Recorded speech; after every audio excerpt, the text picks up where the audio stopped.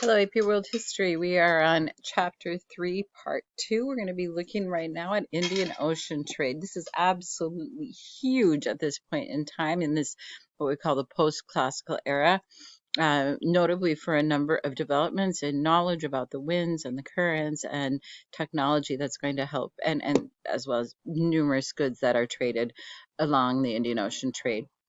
Probably one of the most important discoveries was how the monsoons work and how regular they work. So if we look here, we can go from Africa to India. The winds will blow us, or even over here to China from April to September. You wait a little bit, and then in November to February, you can head back from India to Africa. So let's take a look at the geography here. This is East Africa here. This is the Arabian Peninsula. Palestine would be up here. Mecca would be about here. Here we have South Asia, which is India. Here we have Southeast Asia, including this area. And up here we have China. So we've got these cities along the coast of East Africa, and they actually will create a language called Swahili, which will combine Arabic with Bantu languages, which are native to Africa. As you can see, they go up the Red Sea, up to Egypt. They hit the Arabian Peninsula, and up in the top left is the purple, that is Egypt. Hop across the shoreline to the Arabian Peninsula of the Persian Gulf, over to India, and on we go. All right, so that was one method of trade, was just hopping along coast, doing short trips out and back in. As knowledge of the monsoon winds became more well known, you can see that these winds are blowing ships, sailing boats, from Africa to India, and then from India or Southeast Asia back to Africa. It's really a cool thing, but there was a period of time when the merchants would have to stay in these coastal cities while they were waiting for the winds to change direction. So, what are the advantages of going by boat at this time? They're faster than land. You don't have to care for and feed animals and clean up after them. You can carry much larger cargo. If you think about the traditional camel caravan versus a large ship, you can carry huge things on that, and you can also carry more cargo. The winds are predictable. That's what's so great about Indian Ocean trade and the monsoon winds. So, what were some of the goods carried? From the Mediterranean, we have ceramics, wine, gold, olive oil, and glassware. We know that in the Abbasid Caliphate, the glassware and ceramics in particular were well made. And then we also know that in this area, uh, olives grow plentifully, and olive oil is also, and grapes grow in the same conditions. And of course, grapes are what makes wine. So from East Africa, ivory comes from the tusks of elephants. Africa has a lot of gold. We're going to be learning about that as we move in. They also have really good iron, quartz, and timber. From Arabia, we've got the incenses, we have frankincense, we have other perfumes, and we have myrrh, which is used in the preparation of bodies for burial. India itself is very, very rich with resources: grain, ivory, cotton textiles, black pepper, cinnamon, and timber. These spices are really important, and people love Indian spices. They also use the ivory quite a bit for decorative purposes. I actually own an ivory bracelet that my mother-in-law got. It is no longer legal to sell ivory or to harvest ivory anywhere in the world, but that is something that would have been done at this period of time. Southeast Asia has let me go back, spices like mace, nutmeg, sandalwood, cloves, and these Southeast Asian spices are also really unique and interesting, and some of you may like Southeast Asian food to this day. Of course, China, we have tea, silk, and porcelain. That silk is number one. People love Chinese silk. People also really love Chinese tea. It is better than Indian tea. India also grows a lot of tea, but if you look at the tea from China, the over the centuries, the people who grow tea trees do have these just ancient trees, some of them with even like a type of mold on them that creates a really interesting flavor for the tea. This is something my son happens to be just a connoisseur of tea and brought home tea from China. And it comes in like a loaf, it's like it's pressed into a loaf. And when you take off a chunk and you put it in the water, you can actually unroll the leaves. You can see the leaves. It's not like tea that you get in a little tea bag that's all just crumbled up dry leaves. It's full leaves that you can actually unfurl. So all of this area is now connected by Indian Ocean trade. East Africa, Arabia, the Mediterranean, India, Southeast Asia, and China. Just think of what a massive trading zone that is. Now, the ships that they used were called dhows, and dhows were larger ships that could carry up to 300 tons of cargo. This was actually quite innovative. They also had For as special. long as anyone Well, can here we go. remember, constant winds have buffeted the Swahili coast. The predictability of these winds made international trade possible. But it was the ingenuity of the dhow's design that made it practical. There are dozens of different kinds of dhow from every country bordering the Indian Ocean, but they all share one common feature: their sail. Traditional European ships depended on having the wind behind them, but the dhow's adjustable sail could be turned to catch the wind in any direction. And that was the key behind uh, the dhow sails, was to be able to turn the sail to catch the wind. So they made for much better sailing boats than what Europe had at the time. Now we'll see that Europe will develop their own square sails and others combinations of sails that they use.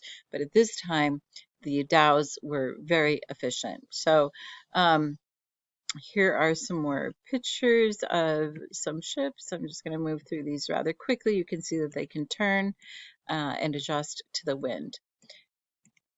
And then you have the monsoons. Okay, there's the lateen sail that also can turn and shift. All right, so now we have the meeting of Hindu and Islamic traditions. The Islamic people have sort of taken control of northern South Asia, and Hindu is more firmly rooted in South Asia.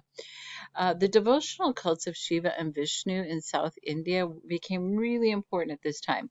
Vishnu was the protector of the universe, and Shiva was the god of both death and rebirth, and the god of fertility. And these became very popular, when I say devotional cults, people devoted energy to them, prayed to them, they had rituals that were associated with each of the gods. But Islam did spread via merchants.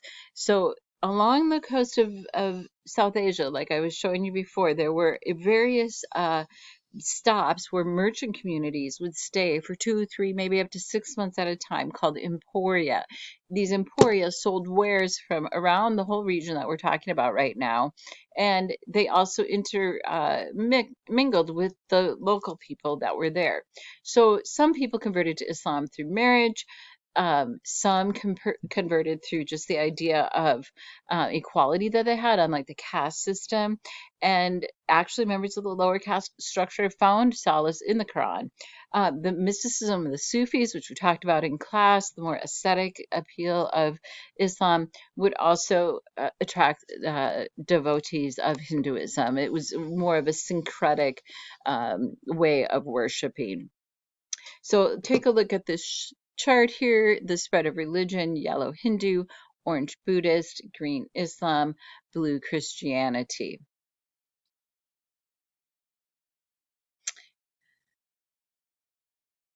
Okay, So that is an interesting chart. You can go back and look at that again if you would like. As you can see, Islam really takes hold in northern Africa and throughout Southwest Asia and northern India. We have Christianity taking over much of sub-Saharan Africa and Europe, as well as Russia, and then Buddhism in Asia and Hinduism in primarily South Asia and Southeast Asia. Okay, so the Bhakti movement was a Hindu-based movement, a devotional movement that focused more on the individual and spirituality and devotion to the gods. It didn't discriminate against women or poor, so this movement sort of went back to the Vedic traditions and the Upanishads, not so tied to the caste system as traditional Hinduism, and like I said, focused more on the individual and individual devotion. And so this was a sort of a sect of Hinduism, you might call it. Uh, okay, let's move on. Southeast Asia. India would have a huge influence in Southeast Asia. So this is South Asia. This is Southeast Asia. Um, so let's look at these states. They're called thalassocratic uh, states or nation states. They have primarily maritime realms. They're an empire at sea or they're a seaborne empire. Because these are smaller islands, they don't have a large land base attached to them.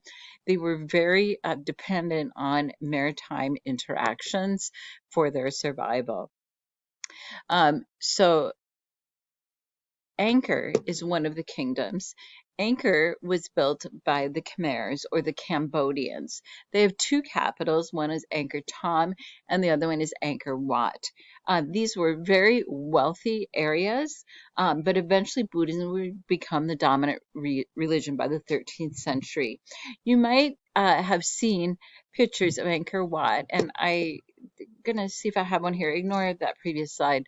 Angkor Wat is a spectacular monument that is very syncretic. In other words, it puts together the traditions of Buddhism and Hinduism into a religious fortification, basically, that is surrounded by a moat and connected to a large lake. And it was rediscovered by European explorers in the 1800s, and many trees and things had grown straight out of the buildings, but it's now been recovered and it is a place that you can go visit.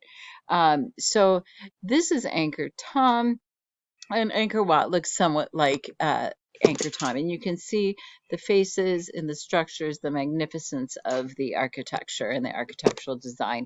This is Angkor Wat. This is the temple complex that I was talking about. This is the moat that surrounds all four sides of Angkor Wat. So how does Islam arrive in Southeast Asia? It was slow and quiet, okay? It wasn't like this suddenly, boom, we're Muslim. The ruling elite converted in the cities. These were sea traders primarily. And the rural residents then maintained the traditions.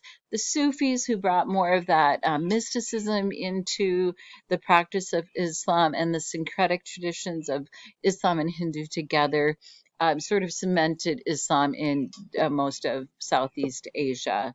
Malacca was the first powerful Islamic state in the region, and Malacca is an island nation in Southeast Asia, and they controlled trade. They had fees for passage through their area.